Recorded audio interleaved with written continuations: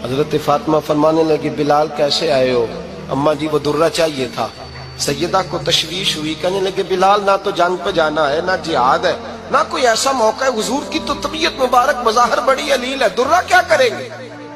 हजरत बिलाल अर्ज करने लगे अम्मा जी एक सहाबी बदला लेने लगे हैं, साहिब तबकात ने जुमले लिखे हैं, कहते हैं बीबी साहबा ने दुर्रा भी दिया और इमाम हसन हुसैन को भी बाहर निकाला।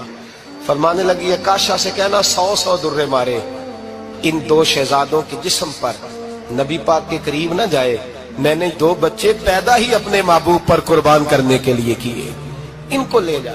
हजरत बिलाल कहते मैं 2 शहजादे लेके आया और जब दरवाजे में मैं लेके पहुंचा तो नबी पाक ने देखा तो आंखों में आंसू आ गए। फरमाया इनको बिठा दो, मुझे पता है फातिमा ने क्या कह के भेजा है। हजरत सैयदना बिलाल फरमाते हैं दुर्रा मैंने जनाब अकाशा को दिया। हजरत अकाशा दुर्रा लेके आगे जो बढ़े तो हजरत अबू बकर सिद्दीक ने उनके पैरों पे हाथ रखा, फरमाया अकाशा मेरी तरफ आ यार, मुझे मार दुर्रे, नबी पाक के करीब ना जा।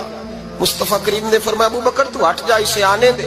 फरमाते मैं चंद कदम आगे गया तो मौला अली शेर खुदा ने मेरे पैर पे हाथ रखा, कहने लगे अकाशा सोच तो सही तू क्या कर रहा है। हुजूर ने फरमाया अली हट जाओ, मेरा और उनका मामला है। जनाब अकाशा आगे बढ़ रहे, नबी करीम ने फरमाया मैं अपनी उम्मत को दर्श देना चाहता हूँ, खबरदार खबरदार जिंदगी में तुम्हारे हाथ से जुबान से किसी को तकलीफ ना पहुंचने पाए, खबरदार याद रखना वो माशरे बिगड़ जाते हैं, वो माशरे तबाह कर दिए जाते हैं जहाँ जुल्म होता है, जहाँ ज्यादती होती है, जहाँ लोगों को सताया जाता है।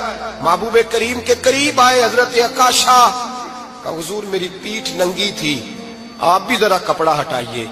नबी करीम ने पीठ से कपड़ा हटाया, जनाब अकाशा ने दुर्रा जो उठाया तो सहाबा की चीखें निकली। हजरत अकाशा ने दुर्रा दूर फेंका।